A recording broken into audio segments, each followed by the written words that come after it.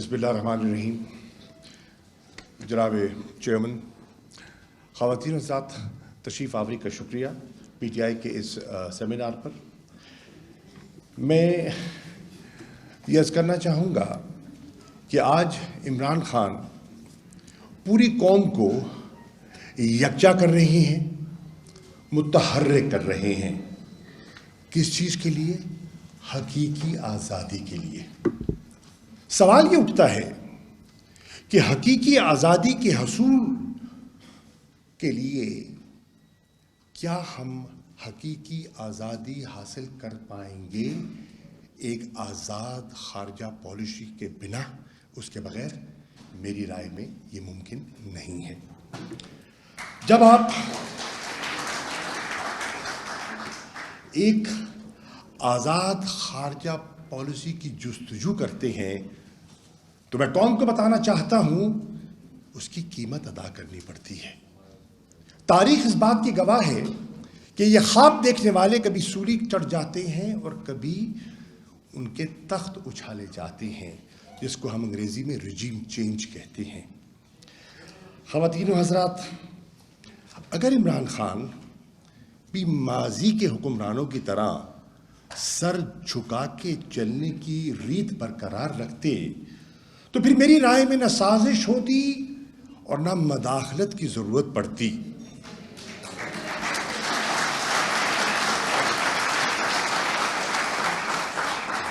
کیونکہ جو غلام ذہن ہے نا، غلام ذہن ایک آزاد خارجہ پالیسی کا تصور ہی نہیں کر سکتا، اور ایک جو آزاد ذہن ہے نا وہ کبھی امپورٹڈ حکومت برداشت نہیں کر سکتا. تو یہ ہے پس منظر، جس پس منظر کو سامنے رکھتے ہوئے میں نے آج اپنی گفتگو کرنی ہے. خواتین و حضرات، مت بھولیے کہ پاکستان کی خارجہ پالیسی جب بھی مرتب کی جائے گی اس میں بہت سی کنسٹرینٹس کا سامنا کرنا پڑے گا. اور عمران خان نے جب واگ ڈور سنبھالی 2018 کے الیکشنز کے بعد تو بہت سی کنسٹرینٹس تھیں جن کا ہمیں سامنا تھا. وقت کی دامن میں گنجائش نہیں ہے، میں صرف 3 کا ذکر کر دیتا ہوں. سب سے پہلی کنسٹرینٹ جو ہمارے سامنے تھی اور آج بھی ہے وہ یہ ہے کہ پاکستان کی جو لوکیشن ہے وہ ایک جیو اسٹریٹجک ہاٹ بیڈ میں ہے. پاکستان کا جو موقع محل ہے وہ اس وقت انٹرنیشنل پاورز کی ایک بیٹل گراؤنڈ بنا ہوا ہے.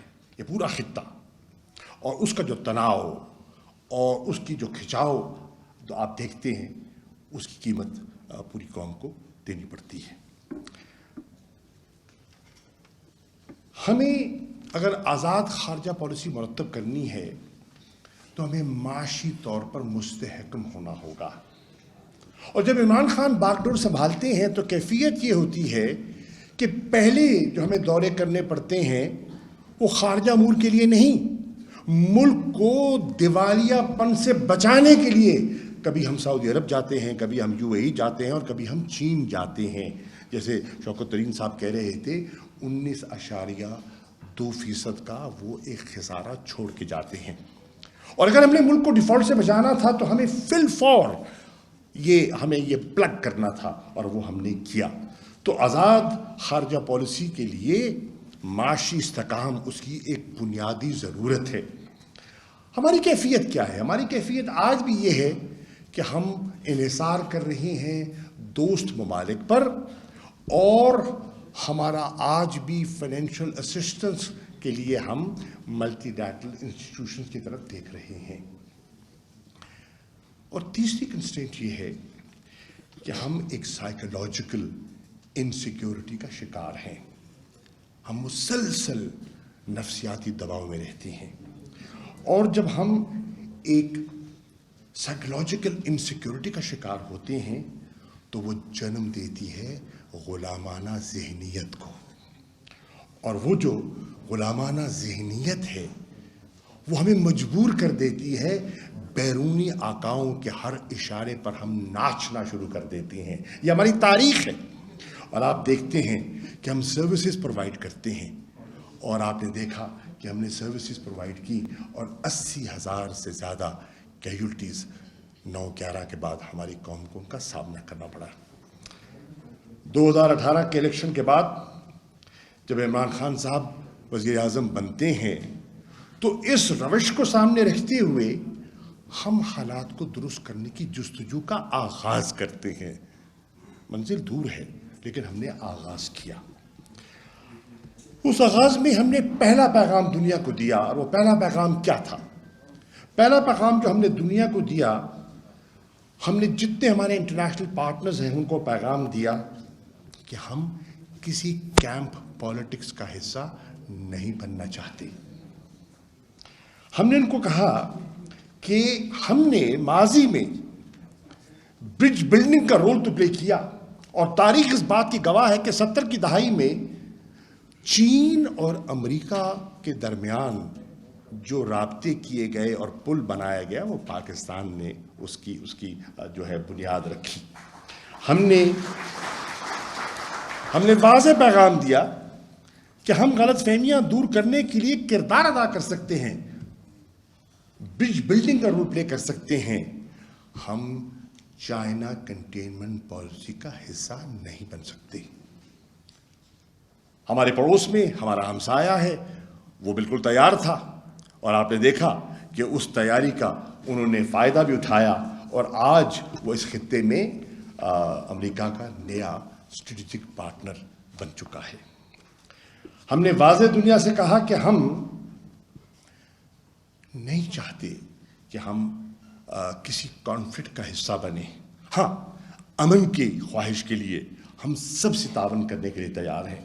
وی ول بی پارٹنرز ان پیس. آپ کے یہ الفاظ ہیں, آپ نے مختلف فورمز پہ کہے, and I am quoting you. ہم کانفلکٹ کا حصہ نہیں بننا چاہتے. کیوں نہیں بننا چاہتے؟ Because we do not want global wars on our borders. ہم نے قیمت ادا کی ہے. 9/11 کے بعد جیسے میں عرض کر چکا 80,000 سے زیادہ کیجولٹیز. 9/11 کے بعد $150 ارب سے زیادہ ہمارے اکنامک لاسز. اور جب دہشت گردی کی جنگ اپنے عروج پر تھی تو 35 لاکھ کے لگ بھگ انٹرنل ڈسپلیسمنٹس, نقل مکانی, اور خیبر پختونخوا نے بہت بڑی قیمت ادا کی. اب ہم غافل نہیں ہیں اور جانتے ہیں کہ اس وقت امریکہ اور چین کا ایک نئی کمپیٹیٹو انوائرمنٹ ہے, کانٹسٹیشن. ہم غافل نہیں ہیں اور آگاہ ہیں کہ اس وقت روس اور امریکہ کے تعلقات میں کھچاؤ ہے, تناؤ ہے, and the tensions are on the rise. اور ہم غافل نہیں ہیں کہ اس ماحول کا ہمارے کچھ جو دشمن ہیں وہ فائدہ اٹھانا چاہتے ہیں, اور انہوں نے ہر فورم پر, انٹرنیشنل فورم پر اس کا فائدہ اٹھانے کی کوشش کی. اور آپ کے علم میں ہے کہ جہاں وہ جاتے تھے ان کی حد الوسع کوشش ہوتی تھی کہ پاکستان کو گرے لسٹ پہ رکھا جائے, فیٹف کی.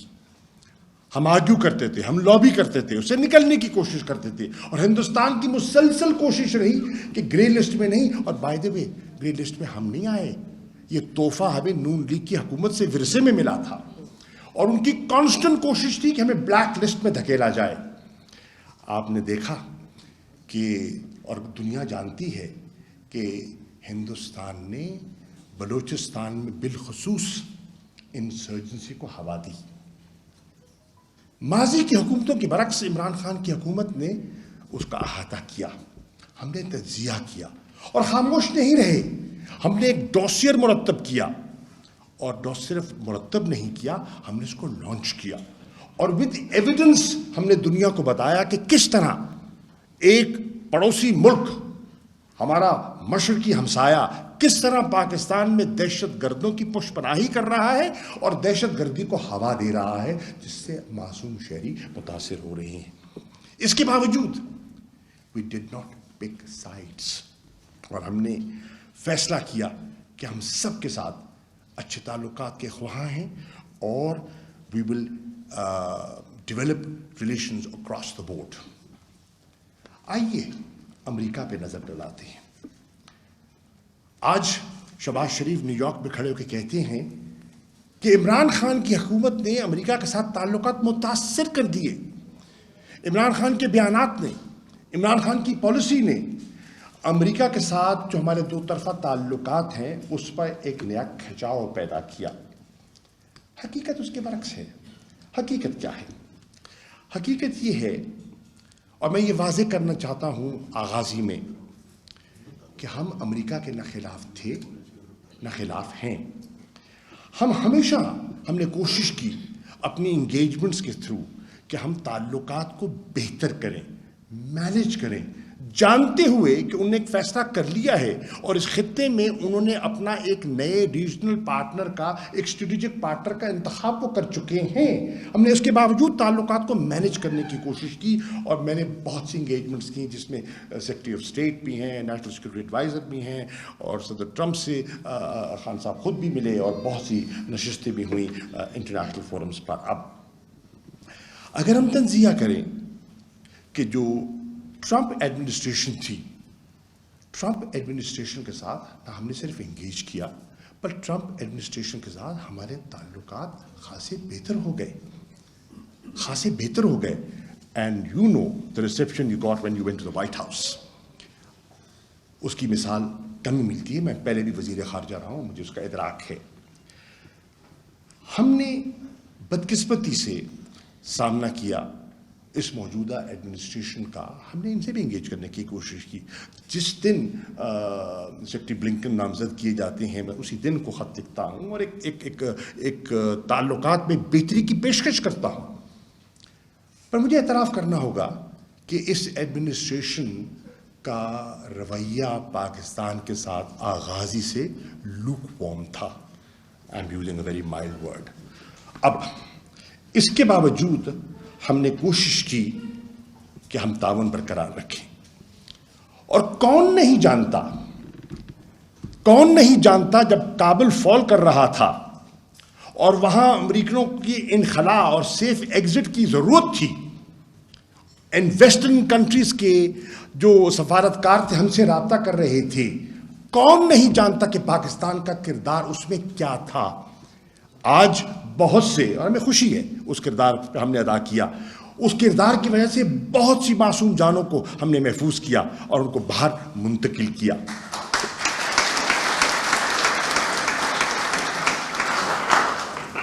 اس کو اکنالج تو کیا جاتا ہے، اکنالج کیا گیا، لیکن کوئی تعلقات میں خاطر خواہ بہتری کے لیے پیش رفت نہ دکھائی دی۔ چین، خواتین حضرات، چین ہمارا ایک با اعتماد دوست تھا، ہے، اور میری نظر میں رہے گا انشاءاللہ۔ عمران خان کے دور میں، عمران خان کی حکومت میں چین کے ساتھ ہمارے تعلقات میں پہلے سے زیادہ گہرائی اور پہلے سے زیادہ اعتماد میں اضافہ ہوا۔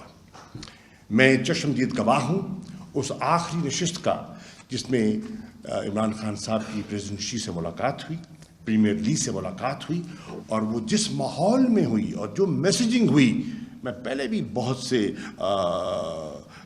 چین کے حکمرانوں سے ملتا رہا ہوں، میں نے یہ گرم جوشی پہلے نہیں دیکھی جو میں نے آخری ملاقات میں جب آپ اولمپکس کی گیمز کے لیے تشریف لے گئے تھے، ونٹر اولمپکس کی گیمز کے لیے، وہ میں نے ماضی میں نہیں دیکھی۔ عمران خان صاحب نے چین کے تعلقات کو اور جو اکنامک کوریڈور ہے اس کی اہمیت کو سامنے رکھتے ہوئے اس کو وسعت دی، اور ہم نے second phase of CPEC sign کیا۔ نہ صرف ہم نے سی پیک کا فیز 2 سائن کیا جس میں کہ ورکنگ گروپس میں اضافہ کیا، بلکہ ہم نے سی پیک کی ایک اتھارٹی قائم کی، اور اتھارٹی کا بنیادی مقصد یہ تھا کہ جو پروجیکٹس ہیں ان کو جلد از جلد پایہ تکمیل تک پہنچایا جائے۔ ہم نے یہ بھی ایک مفروضہ گھڑا گیا کہ عمران خان کی حکومت میں جو پروجیکٹس ہیں، سی پیک جو ہے وہ سلو ڈاؤن کر گیا تھا۔ ہرگز نہیں، مت بھولیے کہ پہلے تو ایک کووڈ انوائرمنٹ تھی، لیکن اس انوائرمنٹ کے باوجود سی پیک کے پروجیکٹس میں انویسٹمنٹ جاری رہی، اور بہت سے جو منصوبے جاری تھے ان کو ایکسلریٹ کیا گیا. خواتین و حضرات، آپ کو سن کر حیرانی ہوگی کہ ملک کو آزاد ہوئے 75 سال ہو گئے، حکومتیں آتی جاتی رہیں، لیکن 75 سال میں پاکستان کو ایک نیشنل سیکورٹی پالیسی کوئی نہ دے سکا. عمران خان صاحب کی حکومت میں ایک نیشنل سیکورٹی پالیسی پر ڈیبیٹ ہوئی، کنسنسس بلڈ ہوا اور اس کو لانچ کیا گیا، اور اس سیکورٹی پالیسی کو ڈیفائن کیا گیا، اس کے سکوپ کو بڑھایا گیا، اور اس کا جو محور وہ اکنامک سیکورٹی کو رکھا گیا. اور یہاں میں خارجہ امور اور جو اکنامک اسٹیبلٹی کی لنکیج کی بات کر رہا ہوں. ہم نے بڑا واضح کہا کہ ہم ترجیح دیں گے جیو اکنامکس کو اوور جیو پالیٹکس. یہ ایک میجر شفٹ تھا in the approach towards foreign policy, اور جو ماہرین ہیں وہ اس جملے کو سمجھ پائیں کہ میں کیا کہہ رہا ہوں. وقت نہیں ہے اس کی وضاحت میں جانے کا. ہم نے اکنامک ڈپلومیسی کو فروغ دیا اور آپ کی رہنمائی میں فروغ دیا. ہم نے ایمفسس لے کیا on regional connectivity for economic well being and stability of Pakistan, اور اس کے لیے ہم نے جو سینٹرل ایشین ریپبلکس ہیں ان کے ساتھ اپنے تعلقات میں ہیوی انویسٹمنٹ کی، اور اس انویسٹمنٹ کا نتیجہ یہ نکلا کہ وہاں ہمارے انویسٹمنٹ اور جو ایگریمنٹس ہیں، ٹریڈ ایگریمنٹس، نہ صرف ہم نے نیگوشیٹ کیے بلکہ معاہدے سائن کیے. خواتین و حضرات، ہندوستان ہماری پہلے دن سے، عمران خان صاحب کی حکومت کے پہلے دن سے ہماری یہ خواہش اور کوشش تھی کہ ہندوستان کے ساتھ ہمارے معمول کے تعلقات ہوں اور ہم اچھے ہمسایوں کی طرح رہ سکیں. عمران خان جب آتے ہیں اور پہلی تقریر کرتے ہیں 18 کے الیکشن کے بعد، تو وہ کیا کہتے ہیں؟ وہ کہتے ہیں آپ امن کی طرف ایک قدم اٹھائیں، میں 2 اٹھانے کو تیار ہوں. تو اس سے کیا ظاہر ہوتا ہے کہ ہماری سوچ کیا تھی، اور یہ ہماری سوچ کیوں تھی؟ یہ ہماری سوچ اس لیے تھی کہ تحریک انصاف کا اکنامک ایجنڈا تھا. تحریک انصاف سمجھتی تھی کہ اگر ہم نے پاکستان کو آگے بڑھانا ہے تو ہم نے پاکستان کے سوشل انڈیکیٹرز کو درست کرنا ہے. اگر ہم نے پاکستان کے سوشل انڈیکیٹرز کو درست کرنا ہے تو ہمیں پاکستان کو معاشی طور پر مستحکم کرنا ہے. اور ہمارا اکنامک ایجنڈا میں ایک بہت بڑا، اور عمران خان کو کئی تقریروں میں آپ نے سنا کہ one of the wonders of China was and is کہ انہوں نے کروڑوں لوگوں کو غربت کی لکیر سے نکال کر اوپر لے کر آئے. تو عمران خان کی یہی تصور ہے. وہ پاکستان کی خارجہ پالیسی کو وہ سمت دیتے تھے جیسے کہ عام پاکستانی کی بھلائی مقصود تھی. غربت کی لکیر سے ان کو باہر نکالنا تھا. جو سسکیاں لے کر جی رہے ہیں ان کو جینے کا حق دینا تھا. یہ تھی ہماری خارجہ پالیسی. خواتین و حضرات، ہماری اس کوشش کے باوجود، ہمارے اس اشارے کے اور پیغام کے باوجود، بدقسمتی سے ہندوستان میں ایک ایسی حکومت مارز وجود میں آ گئی جس کی کہ ہندوتوا RSS سوچ تھی. ہمارے پازیٹیو جسٹس کو بھی ریسیپروکیٹ نہ کیا گیا، اور انہوں نے ایک ہندوتوا اور اینٹی مسلم ایجنڈا کو جو فالو کیا تو وہ راستے میں دیواریں کھڑی ہو گئیں، اور وہ جو ڈائلاگ پروسیس تھا اس کو انہوں نے سکٹل کر دیا. ہم تو ڈائلاگ کی کبھی ہم نے ڈائلاگ سے انکار نہیں کیا تھا. ہم تو چاہتے ہیں کہ گفت چنی سے معاملات آگے بڑھائے جائیں، لیکن وہ کترا رہے تھے کیونکہ ان کا یہ ایجنڈا اور ان کا جو ریٹرک تھا وہ سامنے آ گیا. اور پھر اس کے ساتھ ساتھ انہوں نے غیر قانونی اور یک طرفہ اقدامات کا اعلان کیا. 5 اگست 2019 کو جو انہوں نے اقدامات اور میجرز جو انہوں نے اناؤنس کیے، وہ نہ صرف سیکیورٹی کونسل کی قراردادوں کی نفی کرتے تھے بلکہ جو شملہ معاہدہ تھا ہندوستان اور پاکستان کا، اس کی روح کے خلاف تھے. اور انہوں نے معاملات کو مزید جسے کہتے ہیں نا پیچیدہ کر دیا. خواتین و حضرات، لیکن اس کے باوجود ہم نے صبر اور استقامت سے آگے بڑھے. لیکن جب پلوامہ کا ڈرامہ رچایا گیا اور پاکستان کو اور عمران خان کو ایک آزمائش سے دوچار کیا گیا، تو پھر آپ نے دیکھا کہ عمران خان کی سربراہی میں پاکستان نے اپنی صلاحیت بھی ڈیمونسٹریٹ کی. 2 لڑاکا تیار گرائے,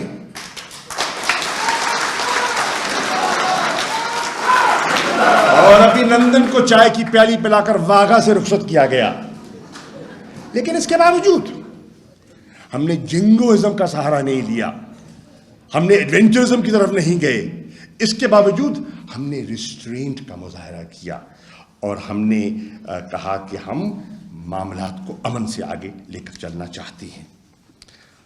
خواتین و حضرات, کشمیر, ہم ہمیشہ کہتے آئے کہ ہماری خارجہ پالیسی کا یہ ستون ہے, کارنر سٹون ہے.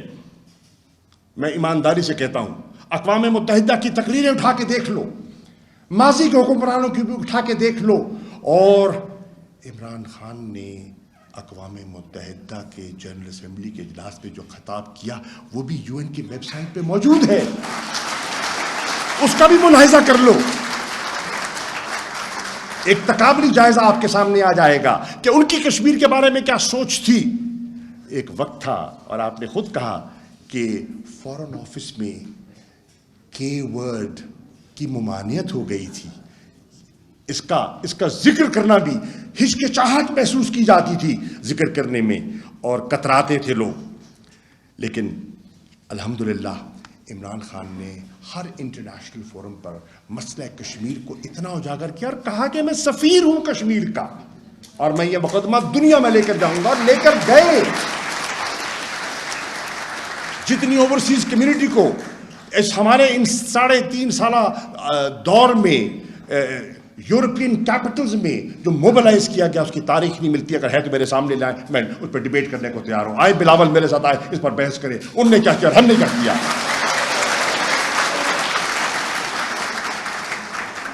نہ صرف وہ, ایک اسپیشل اجلاس بلایا جاتا ہے اسلام آباد میں, دنیا کو دعوت دی جاتی ہے, امہ کے وزراء خارجہ کو دعوت دی جاتی ہے, اور اسی اسلام آباد میں اس امہ کے وزراء خارجہ کا جو اجلاس ہے, میں کہتا ہوں ذرا پڑھ تو لو اس کا جو ایک جوائنٹ کمیونیکے, جو اس کا جو اعلامیہ ہے, اس کو پڑھ تو لو. جتنی واضح اور جتنی ٹھوس کشمیر پر تحریک انصاف کی حکومت کا موقف ہے, اگر ماضی میں کسی کو ہے تو میرے سامنے لائے اور پڑھائے مجھے. خواتین و حضرات, جموں اور کشمیر میں, انڈین اللیگلی آکوپائڈ جموں اور کشمیر میں جو انسانی حقوق کی جو خلاف ورزی ہو رہی تھی اور ہو رہی ہے مسلسل, ہر انٹرنیشنل فورم پر الحمدللہ عمران خان نے اور ان کی ہدایت پر میں نے اس کو اجاگر کیا اور ہندوستان کو بے نقاب کیا. مجھے کوئی ان ریسنٹ ہسٹری مجھے نام لے کے بتائیے کس اور لیڈر نے اس شد و مت اور اس کنوکشن سے اس مسئلے کو اٹھایا ہو. میں آپ کو سلام کروں گا. ایران ہمارا پڑوسی بھی ہے, اور جب ہم حکومت میں آئے تو خواتین و حضرات ہم نے محسوس کیا کہ ایران کے ساتھ جو ہماری روایتی تاریخی گرم جوشی تھی وہ سرد موری کا شکار ہے. چنانچہ ہم نے, کیونکہ ہمارا ایک لمبا بارڈر ہے ایران کے ساتھ, اور ہمارا انٹرسٹ تھا کہ یہ border of peace and stability رہے. ویسٹرن بارڈر جو افغانستان کا بگڑا ہوا, ایسٹرن بارڈر کشمیر کی طرف بگڑا ہوا, ایران کے بارڈر کو مستحکم رکھنا, اسٹیبل رکھنا پاکستان کے مفاد میں تھا. چنانچہ جانتے ہوئے کہ جو ایک انٹرنیشنل تناؤ ہے ایران پہ, ہم نے ایک آزادانہ اور اپنی قومی ضرورت کو سامنے رکھتے ہوئے ایران کے ساتھ تعلقات کو بہتر کیا. آمد و رفت ہوئی, جواز ظریف آئے, میں گیا, خان گئے, اور پھر ہم نے تعلقات میں بہتری پیدا کی. نتیجہ نکلا کہ ایران کے ساتھ ہم نے اپنی تجارت کو بڑھانے کی کوشش کی, اور پہلی مرتبہ ایک نیا کانسیپٹ انٹروڈیوس کیا گیا, اور وہ تھا establishment of border markets. MOU sign کیا to establish border markets between Iran and Pakistan, تاکہ ہماری تجارت کو فروغ دیا جا سکے. اور پھر ایران کے ساتھ تعلقات میں بہتری کی ضرورت اس لیے بھی محسوس کی گئی کہ اگر ہم افغانستان میں امن چاہتے ہیں اور استحکام چاہتے ہیں جو پاکستان کے امن و استحکام سے جڑا ہوا ہے, تو ایران کی ضرورت ہے. اگر ہم ریجنل کنیکٹیوٹی چاہتے ہیں سینٹرل ایشیا سے, تو ہم ایران سے لا تعلق ہو نہیں سکتے. اگر ہم چاہتے ہیں کہ ہمارا جو انرجی کرائسس ہے اس سے ہم اس پر غلبہ پائیں, تو پھر Iran Pakistan gas pipeline ایک حقیقت بن سکتی ہے اور ہمارے انرجی کرائسس کو ہم اوورکم کر سکتے ہیں. اور اگر ہم سمجھتے ہیں کہ ہم نے تجارت بڑھانی ہے تو تجارت بڑھانے کے بے پناہ امکانات موجود ہیں. روس. خواتین و حضرات، بہت باتیں میں نے سنی کہ عمران خان نے عجلت میں فیصلہ کر دیا اور ماسکو روانہ ہو گئے. میں ریکارڈ کی درستی کے لیے آج کہنا چاہتا ہوں کہ پہلی بات تو یہ ہے کہ عمران خان نے روس جانے سے پہلے طویل مشاورت کی. وزیر اعظم ہاؤس میں اجلاس ہوئے، 2 نشستیں ہوئیں، ایک کی صدارت وزیر اعظم نے کی، ایک کی صدارت میں نے کی، اور ہم نے جتنا ہمارے پاس انسٹیٹیوشنل انپٹ تھا، ریٹائرڈ فارن سیکرٹریز تھے، ایکسپرٹس تھے، ان کو مدعو کیا اور ہم نے وے کیا کہ جانے کے فوائد کیا، نقصانات کیا ہیں. اور اس کے ساتھ ساتھ ہم نے انسٹیٹیوشنل کنسنسس بلڈ کیا. آج جو کہتے ہیں کہ عمران خان کا فیصلہ ہے وہ غلط کہتے ہیں. یہ عمران خان کا نہیں، یہ پاکستان کا فیصلہ تھا. اور اس فیصلے کو سامنے رکھتے ہوئے ہم ماسکو گئے. اور ماسکو میں جو 3.5 گھنٹے کی نشست ہوئی، خان صاحب کے پاس تو اس کی پوری یاداشت آپ کے ذہن میں ہے. But as a person who has been foreign minister of this country twice, میں آپ کی خدمت درج کر سکتا ہوں کہ اتنی مفصل اور اتنی ٹھوس نشست پاکستان کے کسی سربراہ کی روس کے صدر کے ساتھ ماضی میں نہیں ہوئی.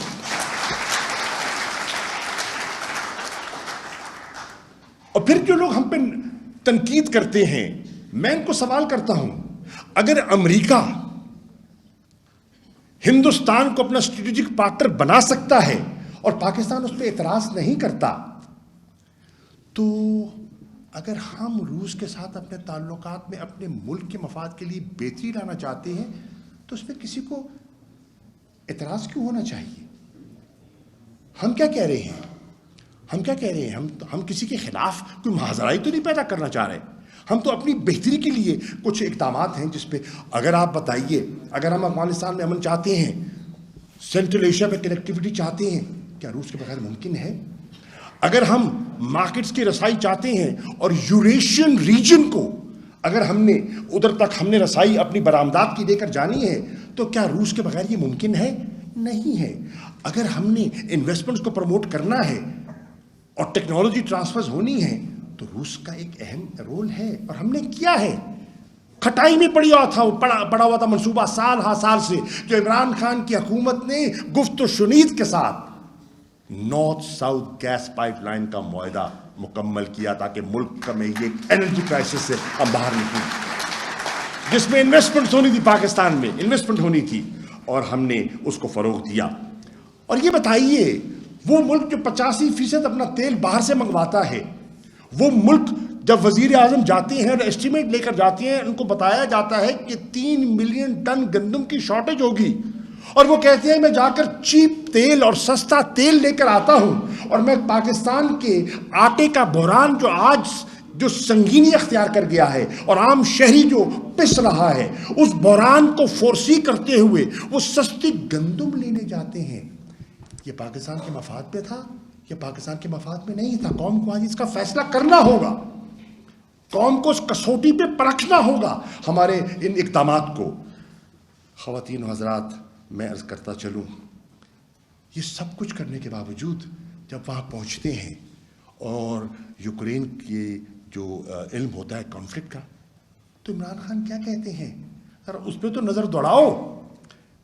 وہ کہتے ہیں exercise restraint and give diplomacy a chance. اس میں کیا غلط بات کی تھی؟ اس میں کیا غلط بات ہے؟ میں کسی فورم پر سے بات کرنا چاہتا ہوں جو دنیا کہتی تھی. He was the first leader who said that to President Putin himself.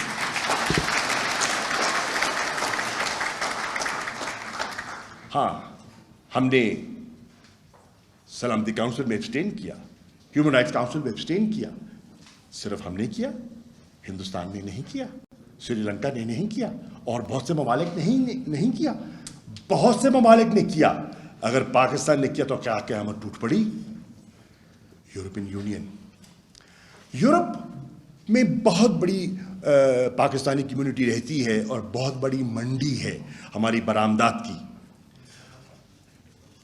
Tehreek Insaf کی پہلی حکومت ہے اور عمران خان کی حکومت ہے جس سے گفتگو تو ہوتی رہی لیکن ہم نے گفتگو کو منطقی انجام تک پہنچایا. اور مجھے یہ کہتے ہوئے مسرت محسوس ہو رہی ہے کہ پی ٹی آئی کی گورنمنٹ نے یورپین یونین کے ساتھ ایک long term strategic engagement plan پر دستخط کیے. میں برسلز گیا, فیڈریکا موگرینی کے ساتھ میں نے وہ دستخط کیے اور اس کے ساتھ ایک لانگ ٹرم یورپین یونین کے ساتھ ہم نے اپنا سمت اور اپنے راستے کا تعین کیا جہاں ہمیں ہماری ضرورت بھی ہے اور ہماری منڈی بھی ہے.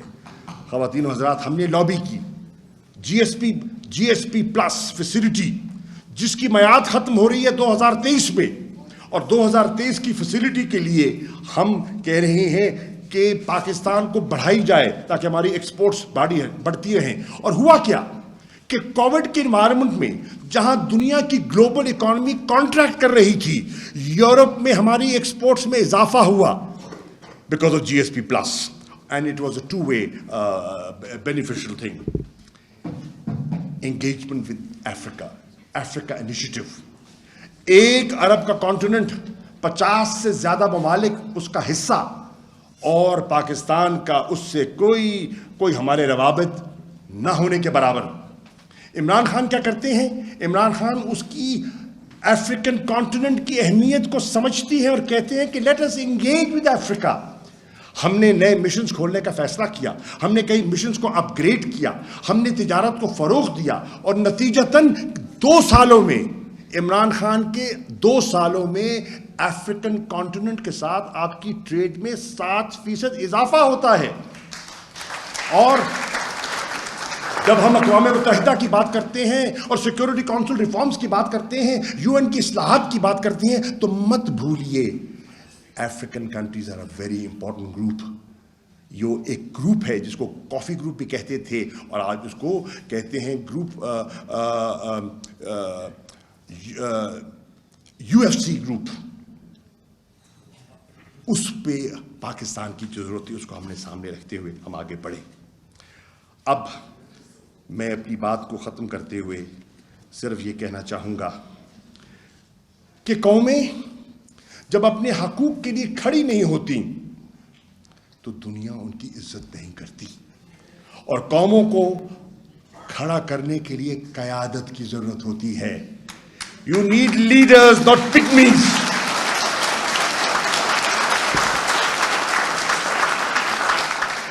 اور اگر قوم کو ایک لیڈر مل گیا ہے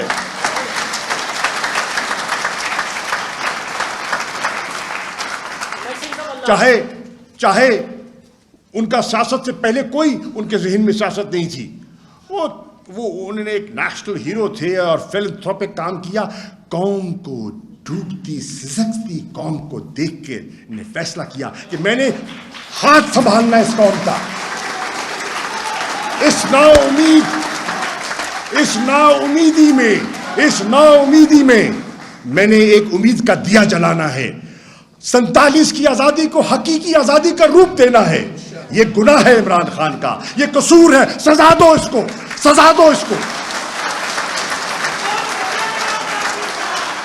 یہ قوم کو جگانا چاہتا ہے. سنیے, یہ قوم کو جگانا چاہتا ہے, یہ قوم کو یکجا کرنا چاہتا ہے, یہ خودداری کا درس دیتا ہے. نااہل کر دو اس کو, نااہل کرو.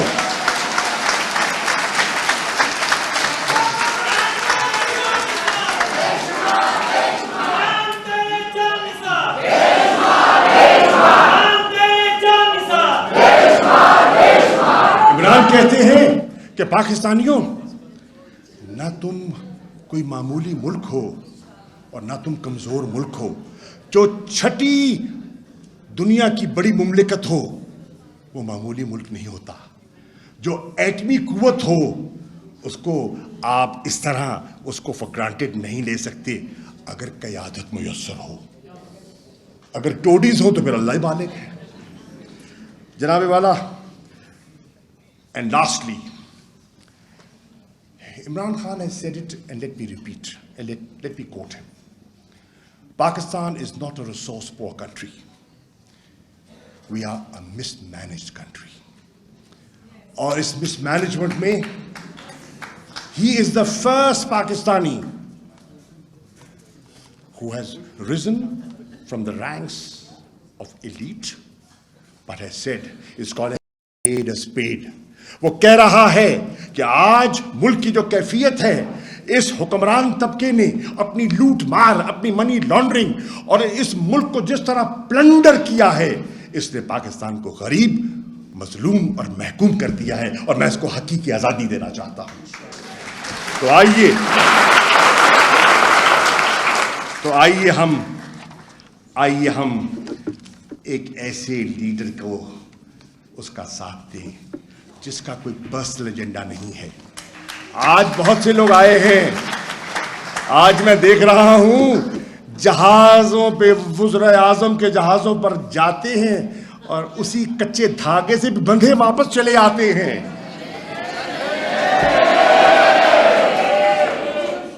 آج پاکستانیوں یاد رکھ لینا, اور میں اس جملے سے اپنی بات ختم کر رہا ہوں, کہ جو آزادی کا خواب دیکھتا ہے نا, حقیقی آزادی کا, کئی دفعہ وہ مجرم ٹھہرایا جاتا ہے. غلاموں کو آزاد کرانا جرم ہے, اور جرم کی سزا دی جاتی ہے. کیا اگر تمہارے لیڈر کو, قوم کو آزاد کروانے کے لیے مجرم بنایا گیا تو اس کا ساتھ دو گے؟ یہ ہے آج پاکستانی قوم کو فیصلہ کرنا. یہ ہے انتخاب جو آج پاکستان کو کرنا ہے. اگر آزاد خارجہ پالیسی بنانی ہے تو اس کی قیمت ادا کرنی پڑے گی. آج فیصلہ کر لو, آج فیصلہ کر لیں, یا آئیے مل کے رہتے ہیں غلام, ابن غلام, بنت غلام, یا غلامی قبول کر لو یا غلامی کی زنجیریں توڑ ڈالو. اور اگر غلامی کی زنجیریں توڑنی ہیں تو پاکستان کو معاشی طور پر مستحکم کرنا ہوگا. اگر غلامی کی زنجیریں توڑنی ہے تو آزاد خارجہ پالیسی پاکستان کو دینی ہوگی. And let the people know, let the world know,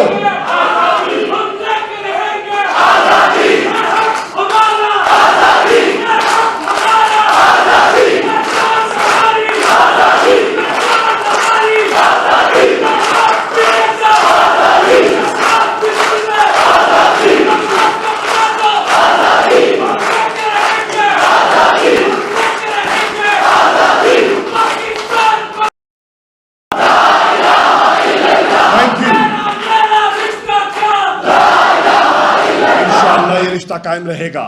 And let the world know, Imran Khan's message is, Pakistan is ready to engage with everyone, but Pakistan is not for sale anymore.